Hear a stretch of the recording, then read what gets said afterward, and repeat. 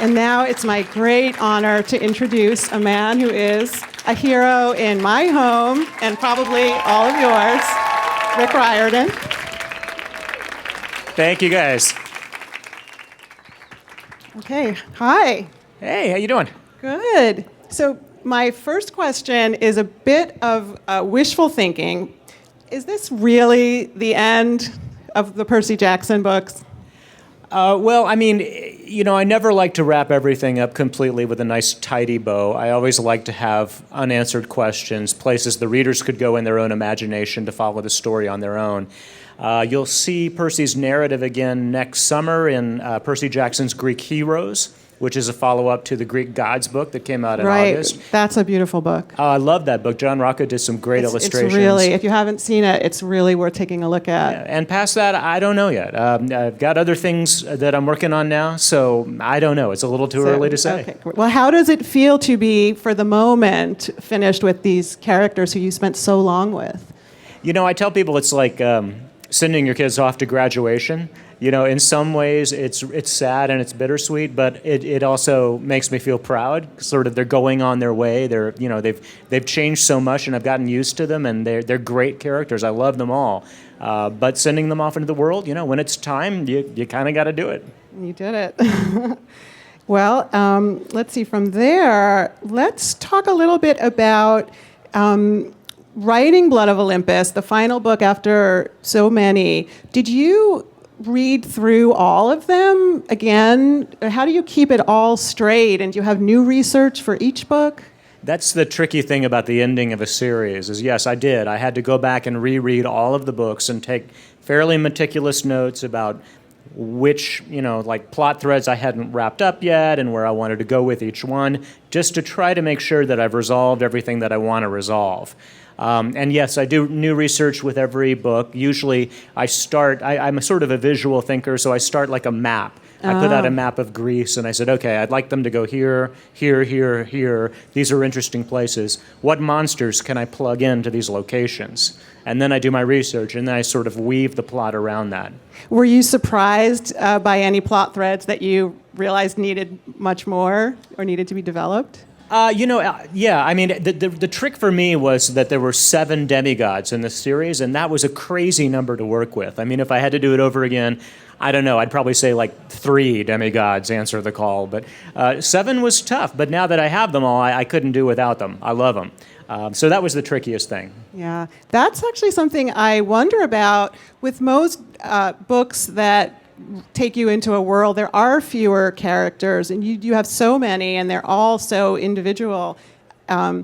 Is there one that is your favorite or that you feel you identify with the most?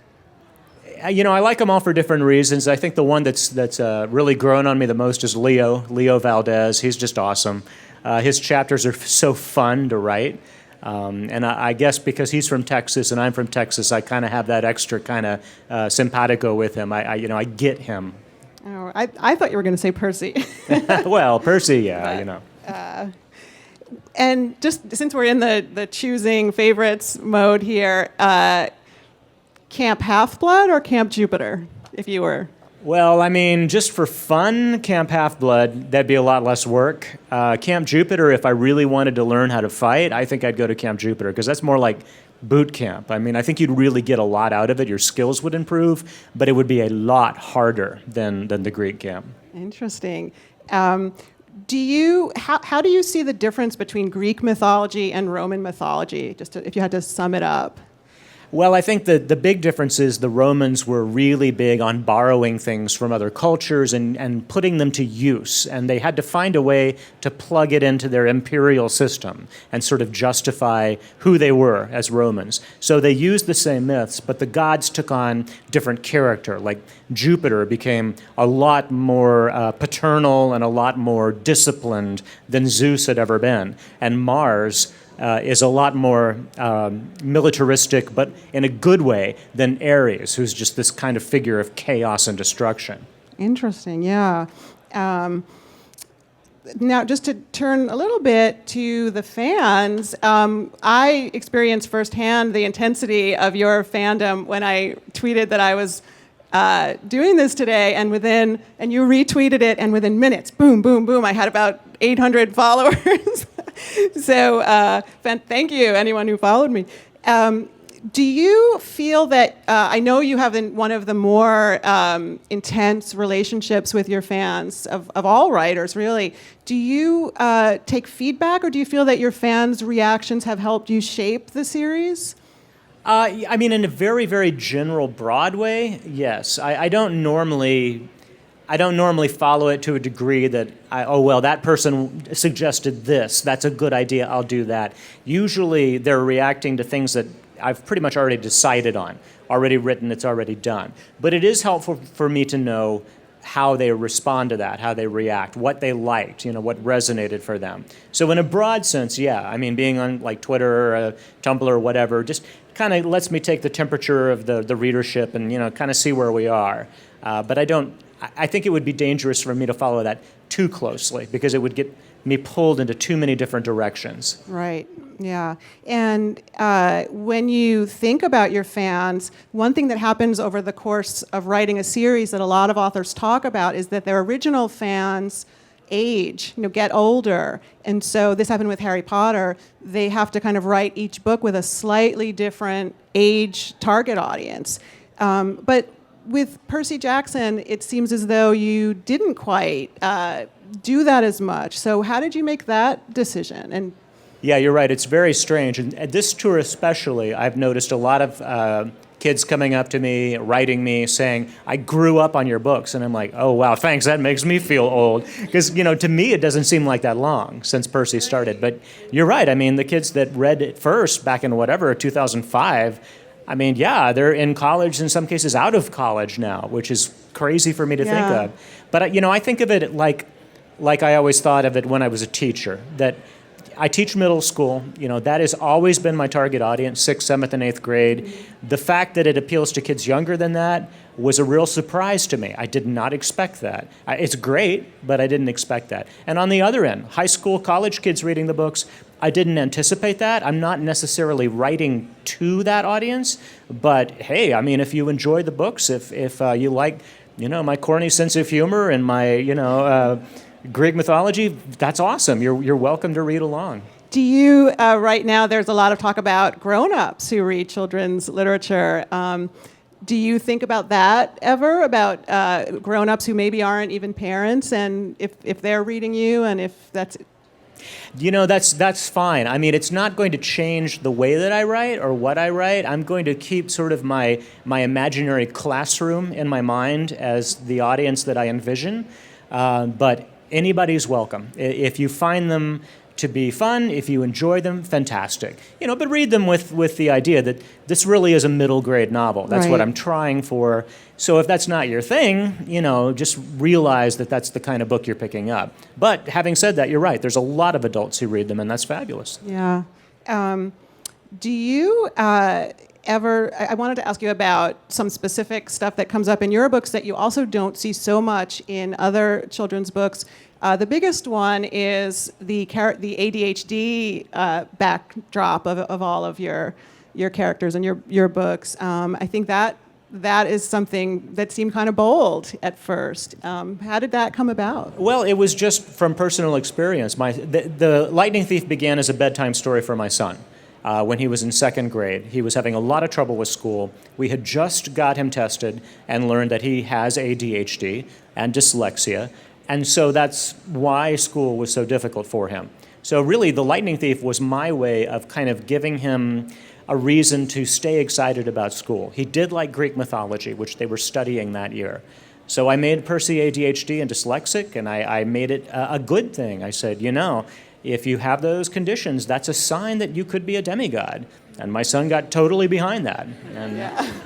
And I have a lot of, a lot of readers now that come up to me and say, thank you, because that's me. And now I know that I'm a hero. And that there's the possibilities are open or limitless for you too.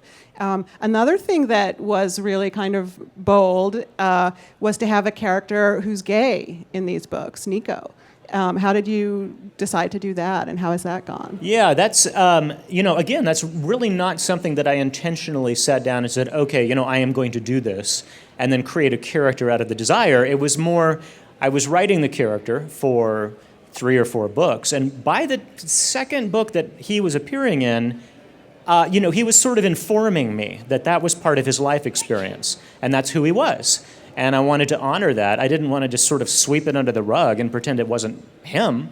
So I wanted to be, true to him, to who he was. And also, as I said, as a teacher, I've been lucky enough to teach all kinds of kids from all kinds of backgrounds. And absolutely, I've had, LGBTQ kids. And I also wanted to honor them because it's true. They don't often see themselves in the fiction, books, and they deserve to. Right. That's great.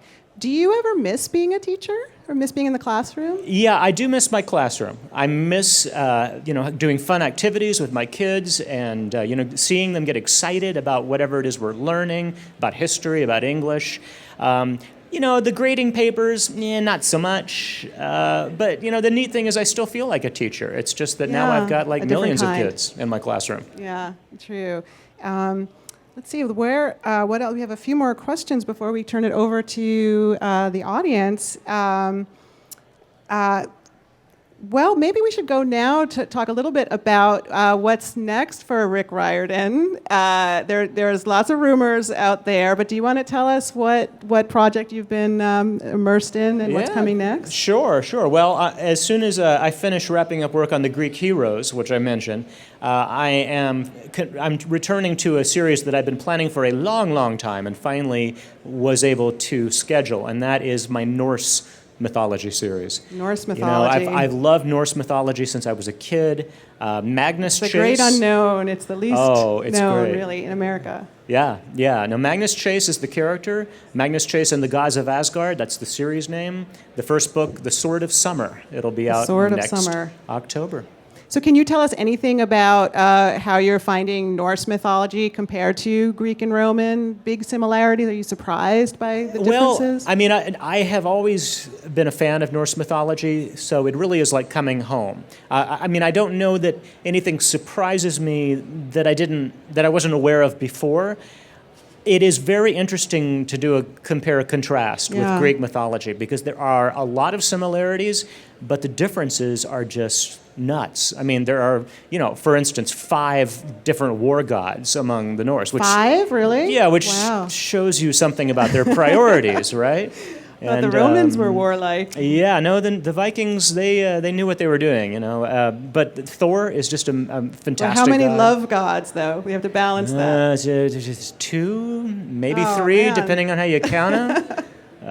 They're great. Loki, Odin, that whole gang. I can't wait to tackle that. And are we going to see any? There's maybe a relative of a character from. Yeah, Magnus Chase shares the same last name as my character Annabeth, and that is intentional. They are related, and how exactly that works, that comes out during the course of the series. I don't want to give too much away, but the worlds exist side by side. Wow, interesting. Well, is it time to go to the audience? Okay. To all the young writers, what would you, what advice would you give them for starting a series? Yeah, great question. There are 3 main things, just generally speaking. You need to read a lot, which I'm sure you probably already do. But that's where you're going to get your sort of experience about how stories are told and what kind of stories you like. Second thing, you got to write a lot because it's like a sport. If you don't practice, you don't get better. So write a little bit every day. Third, don't give up. My first book was rejected 14 times. If I'd given up after 5 rejections or 10 rejections, I wouldn't be here. So you just have to keep trying. If you do all 3 of those things, your odds are much better. Good luck. Yes, hi. Hi, it's an Annabeth. Yes. First, I want to thank you for putting Camp Half-Blood on Long Island. As a Long Islander, it's really an honor to go. The camp's right here. Wow. And I would like to know, what advice would you like to give our heroes? All of them, any of them, just as a person and through their quest. Okay. That's a great question I don't think I've ever gotten.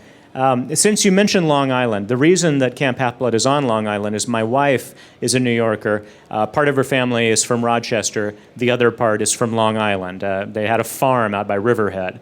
And so we visited out there, and that's why I put Camp Half-Blood on the North Shore. Anyway, advice to the characters, stay alive.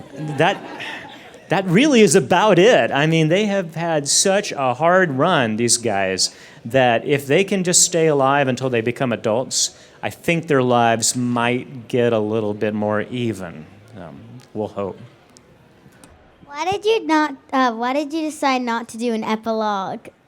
Why did I decide not to do an epilogue? Because I don't do epilogues. I just hate them. The reason is I think they're lazy for the writer to do that, and I think they're a disservice to the reader. That's my own thing. Because I think it's like a coffin. It's like nailing the story shut. This is the way it ends. You can't imagine any other ending. This is, they grow up, they have this many kids, here's their names, here's where they go to school, here's where they die, here's the kind of car they drive. No, I want to leave some of that to your imagination. Plus, if I did an epilogue, that would be it. There would be absolutely no chance that I would ever go back to those stories again. So I kind of want to leave it open, both for me and for you guys. Hi there. First, I want to say thank you for having Leo be from Houston, because I'm from Houston. Yay. So I know, Texas, woo! So my question is, obviously you went back to the idea of Percy Jackson with the Heroes of Olympus. Would you consider going back and adding more to the Kane Chronicles? That's a great question. The way that I've added so far to the Canes is by doing some crossover stories with Percy's world. So I've done 2 of those. A third of those crossover stories is coming out in the spring.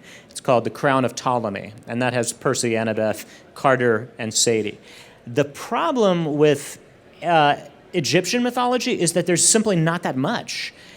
Compared to what we know about Greece and Rome and the Norse, I mean, there's just a very, very little bit that's survived. And I've kind of run through every source that I could find. So trying to do another book might be a little tough. So that's why I sort of targeted it as a trilogy. Yeah. Hi, I just wanted to say thank you, first of all, for putting Camp Jupiter in the Bay Area. That's where I'm from. So. All right. Woo! I was wondering if you kind of touched on this earlier, if you could elaborate on your research process, specifically how you integrate the monsters into current, real life. Yeah. I don't really think about it too much. I mean, the research is all from the primary sources. There's some great websites. Theoi.com is one. The Perseus Project is another one. That you can do searches and you can find instances of where each monster appears in the primary documents from Greece and Rome. But I also have a lot of hard copies of all, Apollonius and Ovid and Homer and Hesiod, all of those guys. So I go back, I read the primary sources, and then I think, okay, this is an interesting monster. Where can I put him or her? Where does it fit in the story? And I just imagine them in a modern setting, and I kind of go from there. Their personality, that kind of develops as I write about them. I often don't know. Like when I started writing about Medusa, I had no idea that she was going to have like a garden gnome emporium, in New Jersey. But as I was writing about it, it just made total sense. As a Hephaestus kid, throughout the stories, you said that the demigods weren't able to use technology because we were being tracked through the cell phones. How would that work? Yeah. Because I've been trying to figure out a way around that. Yes, spoken like a good Hephaestus kid. I like your outfit. Nice goggles, too. Those are awesome. That was really a device on my part because I didn't want things to be too easy for them, and cell phones make a lot of things very easy. I wanted to make it difficult, so I put that restriction in. And how to get around that? Well, I don't know, but if anybody can figure it out, a Hephaestus cabin kid certainly could, so good luck. Hi, I'm Frank, not the son of Mars. Anyways, I love the fact how you make Kronos the main villain in the first series. So the whole part when he got cut up and everything, I looked many books for it. Where's your sources, or did you make it up? Well, I didn't make it up. The thing about him getting cut up was an idea that was posited by a guy named Bernard Evslin, who, and Robert Graves actually touched us on this too. They kind of extrapolate backwards, and they look at the tradition of the old man of the old year and the baby new year, and the old man with the scythe as being Father Time. And there used to be a tradition where there was actually a ritual sacrifice, and the old year dude was killed, and the new year king took his place. And so that's where we get the idea of Cronus being chopped into pieces and deposed so that Zeus, who's baby New Year, can take over for his dad. So, and I just like that idea. I thought that was really cool. Thanks a lot. Yeah. Hi, I was just wondering, why did you decide to stop it on the Blood of Olympus? Like, why not go on into a different kind of series with Percy? Why not go on? Well, I mean, it certainly is a possible thing. I just don't know. I did 5 books because I kind of wanted the structure to mirror what was going on in Percy Jackson and the Olympians. And 5 books felt like a good stopping point, and that's enough to tell the story that I wanted to tell. But having said that, like we were talking about with epilogues, I don't do I don't do closure. I just don't. I don't believe in wrapping everything up in a neat bow, and saying here's exactly what happens to every single person for the rest of their lives. So yes, there are a lot of things that could be written about. Whether I'll get a chance to write about them or what they might be, I don't know. But I kind of like it that I left some things open for your imagination, that you can kind of wonder, what are they doing out there? Hi. Hey. I'm a science teacher too, so I see how the books have influenced the kids that I teach because I love to talk about them.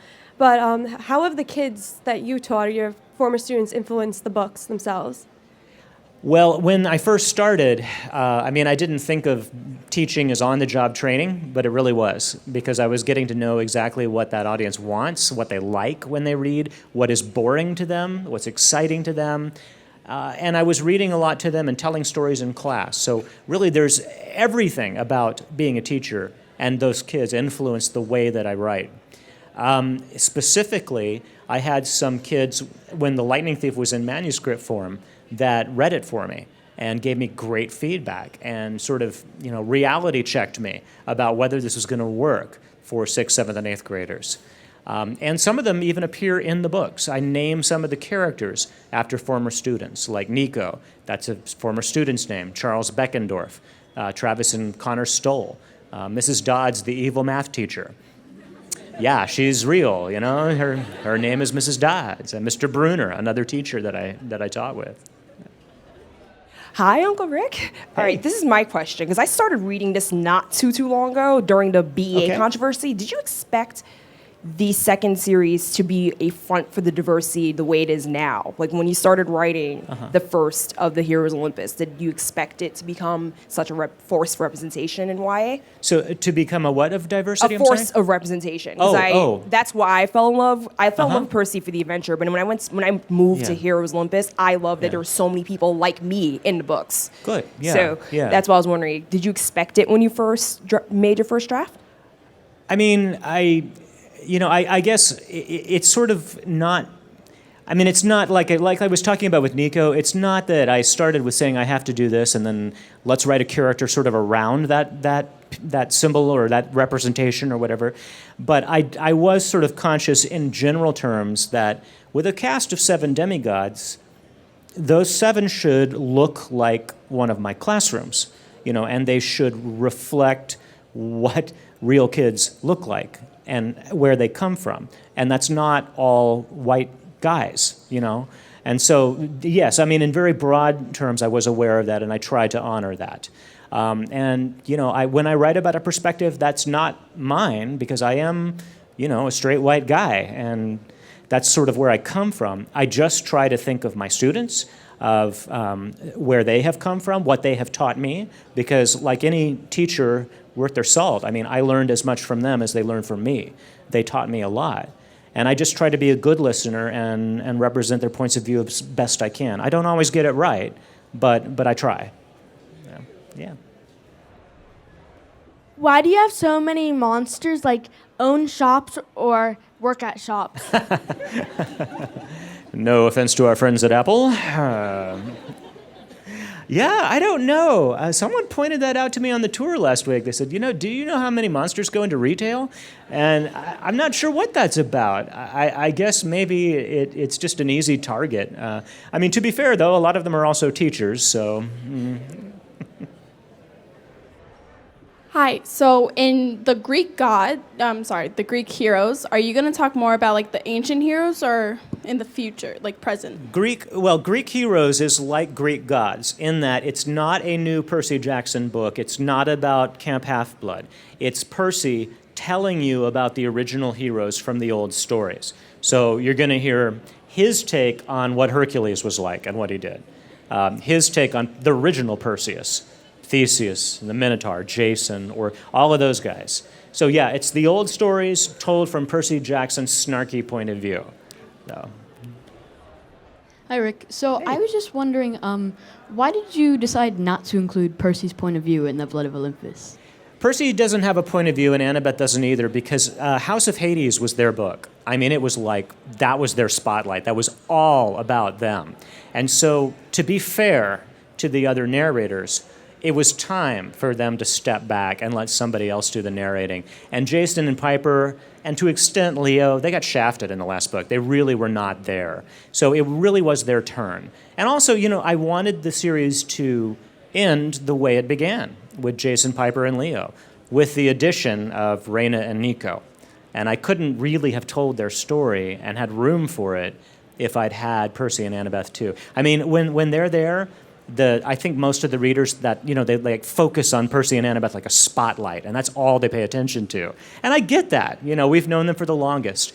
But it really was time for them to back away and kind of let this be more about the team. An interesting thing, people have been talking about Percy's fatal flaw, and why wasn't that part of this? And it was. The thing is, and it's mentioned a few times in the book, Percy's flaw is that if you leave it to him, he'll save a friend and sacrifice the world. And if it were up to him, he couldn't have done what happened. I won't give any spoilers if you haven't read the book yet. So his fatal flaw was, and the way he solved it, he needed to back away. He needed to trust that somebody else could do the job. And so, in a way, Percy not being there as strongly in that book, that's kind of the point. He had to back away and let the others take over. Yeah. Hi there. Hi. I am asking a question on behalf of my sister. She lives in Pennsylvania. Cool. She would like to know why Blackjack was a girl the first time in Sea of Monsters and then a boy in Titan's Curse. Yes, Percy calls Blackjack a mare in the Sea of Monsters. And then later on, for the rest of the series, he's a stallion. Well, I could tell you that Percy's just not very observant. There's a lot going on, and he was like, yeah, it's a mare. Oh, whoops, no, it's not. Really, I just forgot. That's just author, and then it's published, and what am I going to do? But I always wanted Blackjack. When I knew he was going to be a character, I wanted it to be a stallion, just because I could hear his voice. Hey, boss, I don't like that wine dude. So I just knew he was going to be a stallion. My bad. Hello. Hi. I was wondering if there was a particular reason why you chose the 7 main characters to be the children of the gods that they were children of. Yeah, I just wanted a good mix. And I kind of went with the different characters and what seemed to make sense. I tried to pick some of the really big gods that hadn't been represented yet, and some of the minor gods, or more minor gods, that I thought were interesting. Like Aphrodite, I think she gets a bad rap. It would be really difficult to be a kid of Aphrodite, I think. And I hadn't really presented most of them as really great characters. There were a few in Percy Jackson, but not many. So Piper kind of coming to terms with being a child of Aphrodite was interesting to me. And same with Leo and Hephaestus. And Hazel. I love Hazel. And being the child of Pluto, that was really difficult for her. Hey. Awesome. So I've been reading Percy Jackson for like 10 years since it first came out. All right. And I've watched Percy grow from this 12-year-old insecure little kid to this almost 17-year-old hero. And at the same time, I've grown along with him. And now I'm in my senior year of high school, and everything's ending, including this series.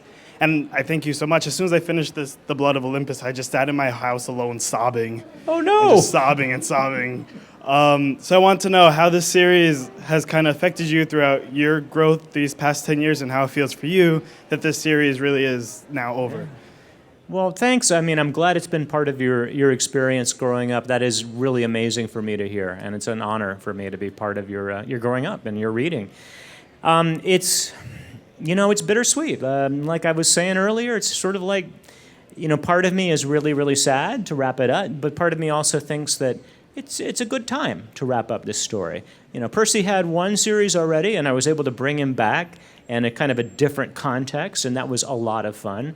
Will we see that world again? I don't know. Like I said, I don't ever close the door completely on anything. As long as I'm having fun with it, I hope that I can write a book that you guys will find is fun too. So we'll just have to see where it goes. But for now, I'm satisfied. Yeah, you bet. All right, I'm like really giddy right now.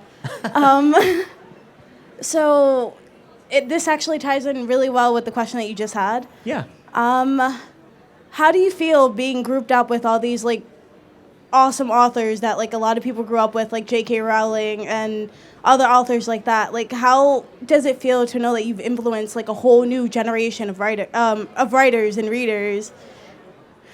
When you put it that way, it's kind of scary. Yeah. No, it's really great. I mean, it's beyond anything that I ever expected. For me, writing the books was a very personal, individual thing. It was just a story that I was telling my son. I really, even though I was hoping it might get published and it might help a few kids, I never imagined that it would get the kind of reception that it did. So it's really kind of surreal to me to be up here and hearing all these experiences that you guys have had with the books over the years. But it's awesome. I mean, as a teacher, creating readers, I mean, that's what I'm all about. So that's really, really fantastic for me. Thanks. Okay, so we're wrapping up now. Thank you all so much for coming and for asking such great questions. Thank you guys for coming. And thank you again to Rick Riordan.